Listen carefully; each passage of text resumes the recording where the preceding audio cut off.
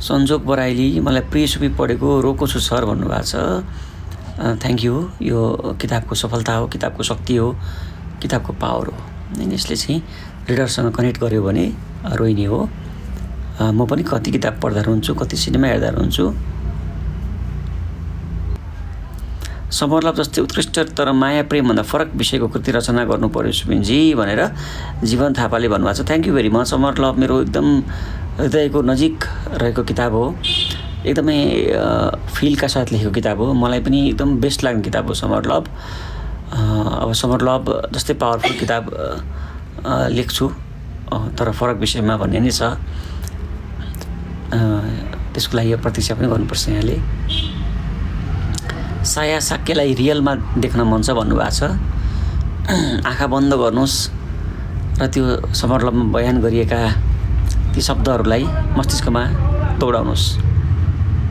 त्यो रियलमा देखे जस्तै हुन्छ है। गङ्गा नेउपाने मलाई गङ्गाबाट साया नेम चेन्ज गरेको छु भन्नुभएको छ। यो पनि रमाइलो कुरा हो। गङ्गा नामबाट साया, गङ्गा नेउपानेबाट साया नेउपाने हुनुभएछ होइन। थ्याङ्क यू त्यसको लागि। विश्वास official monsoon is my favourite novel. अब रिडरहरूको टाइप डिफ्रेन्ट हुनुहुन्छ हजुरहरू। कसैको फेभरेट समरलभ, कसैको मनसुन, कसैको साया, कसैको प्रिय सुपी, कसैको इजोरिया है। सो घिउ कहाँ पोखियो भन्दाखेरि भागमा भन्छ नि उखान, त्यस्तै लाग्छ मलाई होइन। जुनसुकै पुस्तक यहाँले रोज्नु भए पनि त्यो मेरो कुनै बेलाको इमोसन, कुनै बेलाको प्यासन, कुनै बेलाको चाहिँ मैले आफूले चाहिँ पोखेको ऊर्जा, त्यसलाई नै यहाँहरूले एप्रिसिएट गर्नुभएको। म यसलाई हृदयमा राख्छु सधैँभरि। इन्दु श्रेष्ठ नमस्ते। विष्णु गौतम नयाँ बुक चाँडै आउँछ तर कति चाँडै भनेको बुकको चाँडै भनेको 2-3 महिनामा आउँदैन बुक कहिले पनि होइन। मिनिमम 1 वर्ष त कुर्नुपर्छ है। त्यसपछि म भन्न सक्छु यो बेला आउँछ भनेर।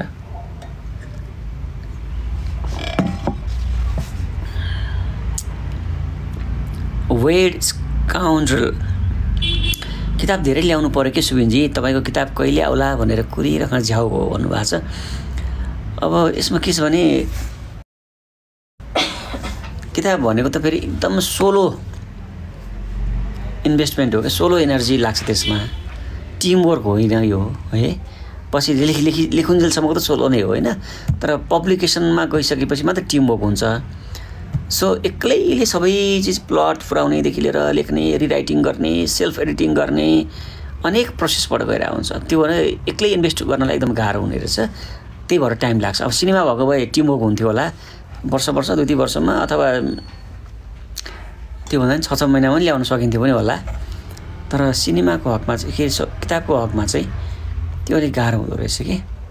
तर पनि म रिडरहरूको यो प्रेम, यो विश्वास, यो चाहिँ प्रतीक्षालाई सम्बोधन गर्दै चाँडैभन्दा चाँडै ल्याउने कोसिस चाहिँ मेरो सधैँ रहनेछ। मण्डेला राई समरलभ इज समरलभ जति पढ्दा पनि मन छोइरहन्छ मलाई पनि। अहिले पनि समरलभको किताब पल्टाएर त्यसमा चाहिँ भएका केही चिजहरू पढ्न थालेँ भने म आफै पनि भावुक हुन्छु। मेरो पनि फेभरेट किताब हो समरलभ। हेलो दादा नमस्ते भनेर हाट ठ्याक्कै आएको छ। नमस्ते। फेरि पनि एकचोटि अपडेट गराउँछु म। नयाँ साथीहरू, मेरा चाहिँ फलोअरहरू, शुभचिन्तकहरू आइसक्नु भएको छ। नयाँ पनि आउँदै हुनुहुन्छ। आउने क्रम जारी छ र आउनु भएको छ भने यहाँलाई फेरि नयाँ अनुभवहरूलाई स्वागत गर्न चाहन्छु। स्वागत छ। गफ गरौँ, केही प्रश्नहरू गर्नुहोस्। सकेसम्म सबै उत्तरहरू दिने प्रयास गर्छु। सकेसम्म म राम्रै उत्तर दिने प्रयास गर्नेछु। जुन म इन्टरभ्यूहरूमा नर्मली म दिन्न त्यो खालको क्वेसनहरू पनि म यहाँ एड्रेस गरौँला। सन्तोष SRS सिजापति मैले मनसुन सुन्दैछु भन्नुभएको छ। यहाँको मनसुन सुनाई सुखद रहोस्, फलदायी रहोस् र रमाइलो रहोस्। सन्तोष राई हिजो मात्रै साया सुनिसकेँ, आज लेखक देख्न पाएँ, खुसी लाग्यो भन्नुभएको छ। Thank you Santosh Rai. तपाईको मायाको लागि। सुमी श्रेष्ठ नमस्ते। गंगा रिमाल सबै उत्कृष्ट छ सुबिनजी भन्नुभएको छ। Thank you Gangaji.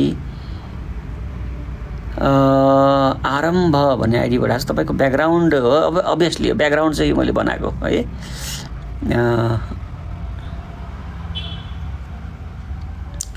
Master line sir नमस्ते big fan thank you.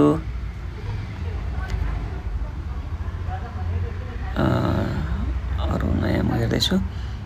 Manika तिमल सिन्हा नमस्ते मनिका। इस्तु आचार्य हेलो।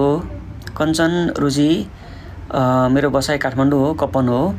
सुनिता सर नमस्ते सन्चै हुनुहुन्छ थ्याङ्क यू। नमस्ते सन्चै छु म तपाईँ पनि सन्चै हुनुहुन्छ भन्ने आशा गरेँ है।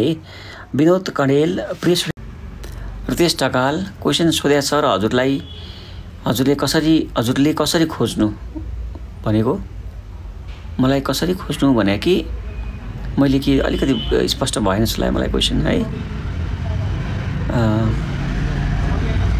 म क्वेसनहरू लिँदैछु एकदम फास्ट आइरहेछ रोकी लिइरहेको छु।